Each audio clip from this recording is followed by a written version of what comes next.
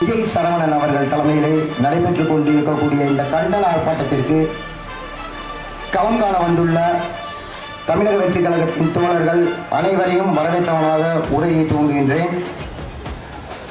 இன்று தமிழகத்திலே மட்டுமல்ல தேசம் முழுவதும் நிலவி கொண்டிருக்கக்கூடிய அரசியல் சூழ்நிலையிலே மக்களுக்கு ஒரு நம்பிக்கை நட்சத்திரமாக, இயக்கத்திலே வாழக்கூடிய மக்களுக்கு ஊக்கம் தரும் விதமாக இன்று ஒரு அரசியல் பேரியக்கத்தை தளபதி அவர்கள் தொடங்கியுள்ளார்கள். இது நிச்சயமாக வரவேற்கத்தக்க ஒன்று. கண்டன கோஷத்திலே ஒரு வார்த்தையை பதிவு செஞ்சாங்க, நடிகர்களை கேலி செய்யும்னு. அதற்கு முதலாவதாக பதில சொல்ல தலைமை பெற்றிருக்க. ஏன்னா நடிகர் என்ற வகையிலே ஒரு அரசியல் பேரியக்கத்தை துவங்கியவரை சுருக்குவதை ஏற்றுக்கொள்ள முடியாது. தமிழகமும் திரைத்துறையும் பின்னி பிணைந்தது, தமிழக அரசியலும் திரைத்துறையும். ஏன்னா தமிழ் மட்டும்தான் இயல் தமிழ், இசை தமிழ், நாடக தமிழ்னு முத்தமிழாக உள்ளது. நாடக தமிழோட நவீன வடிவம் தாங்க சினிமா. சினிமானா என்ன? கூத்தாடி என்று சொல்லி சுருக்கக்கூடியதும் நடிகர் என்று கேள்விப்படுத்தக்கூடியதும் அல்ல. நாடக தமிழின் நவீன வடிவம் சினிமா.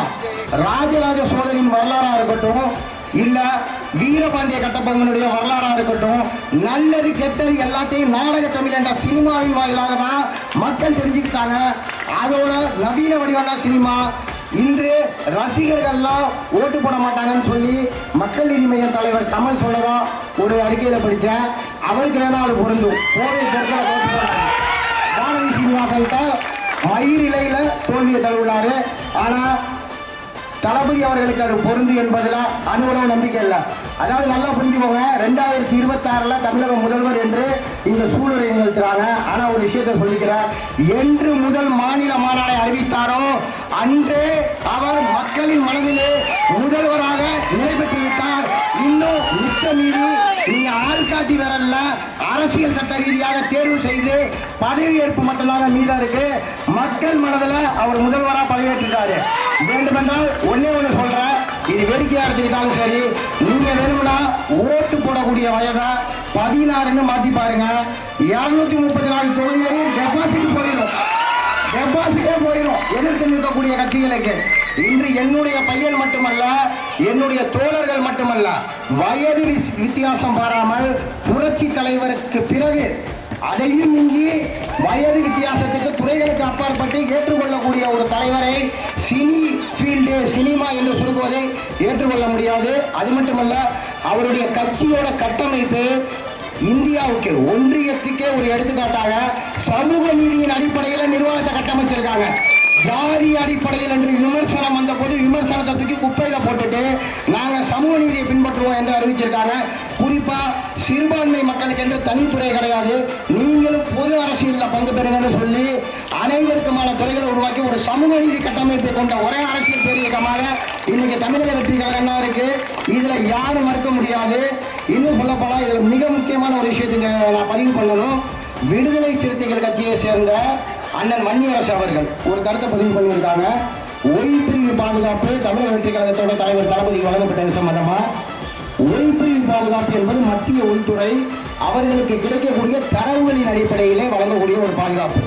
இது யாருக்கு வழங்குவாங்கன்னு கேட்டீங்கன்னா, உள்துறையோட உளவுத்துறை இருக்கு, ஐடி போன்ற ஏஜென்சிகள் இருக்கு, அவங்க கொடுக்கக்கூடிய தரவுகளின் அடிப்படையில் வழங்குவாங்க. ஏன்னா தேசத்தோட சட்டம் ஒழுங்க காப்பாற்ற வேண்டிய பொறுப்பு ஒய்பிரிவுக்கு உண்டு.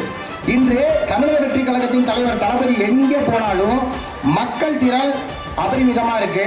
இதுல அவருக்கு வேண்டப்பட்டவர்கள் வரலாம், விஷமிகளும் வரலாம், சமூக விரோதிகளும் வரலாம். ஆனா ஒரு மிகச்சிறிய கீறல் அவருக்கு ஏற்பட்டாலும் தமிழகத்தில் சட்டம் ஒழுங்கு கேள்விக்குறியாகும் என்ற அடிப்படையிலே ஒய்பிரிவு பாதுகாப்பு வழங்கப்பட்டதை வன்னியரசு கொச்சைப்படுத்தும் விதமாக, வன்னியரசு அவர்களே, உங்களுடைய இயக்கத்தின் மீதும் உங்களுடைய தலைவர் மீதும் மிகுந்த மரியாதை வைத்துள்ளோம். சிறுபான்மை சமூகத்தை சேர்ந்தவர்கள் உங்கள் அம்பேத்கரின் கொள்கைகளால் அரசியலை செய்யக்கூடிய உங்கள் தலைவரின் பெயரை சொல்லிக் கொண்டு அர்ஜுன் சம்பத்திட்ட பேசியிருக்கலாம், அண்ணாமலை பேசியிருக்கலாம், வருத்தப்பட போறதில்லை. அதுல எந்த ஆச்சரியமும் இல்ல. வன்னியரசு சிறுபான்மை மக்களால் பாதுகாப்பு என்று எழுதி கொடுத்து ஒய்பிரிவு பாதுகாப்பை பெற்றார் என்று சொல்வதை இந்த இடத்துல கண்டனத்தை பதிவு பண்ணிக்கிறேன். இப்ப நான் களத்துடைய தலைப்புக்கு வர மும்மொழி கொள்கை எதிர்ப்பு. இந்த மும்மொழி கொள்கை எதிர்ப்பு என்பது இந்தி எதிர்ப்பு என்று பிரிக்கப்படுகிறது. இந்திய எதிர்க்கல, நல்லா புரிஞ்சுக்கோங்க, இந்திய எதிர்க்கல, இந்தி திணிப்பை எதிர்க்கின்றோம். இந்தியை திணிக்கப்படுவதை அண்ணாமலை கூட இப்போ சமீபத்தில் ஒரு பேட்டியில் சொல்லியிருந்தாரு, தலைவர் நடத்தக்கூடிய பள்ளியில் வந்து ஹிந்தி தான் சொல்லி தராங்க, அதை பற்றி யாரும் கண்டுக்கல. அவர் நடத்தக்கூடிய பள்ளியிலே ஹிந்தி சொல்லி தராங்க, தளபதி நடத்தக்கூடிய பள்ளியில். அண்ணாமலையார சாலையில் நின்று சாட்டையில் அடிச்சுக்கிட்டா இப்படி தான் யோசிக்க தோணும். இது உங்களோட பிரச்சனை. அவர் நடத்தக்கூடிய பள்ளியில் ஹிந்தி சொல்லி கொடுக்கறத அவர் அவங்க பெற்றவங்களை முடிவு பண்ணட்டும். அரசாங்கம் நிர்பந்திக்க கூடாது என்பதுதான் இங்க எதிர்ப்பு. மூன்றாவதாக ஒரு மொழியை நிர்பந்திக்காத.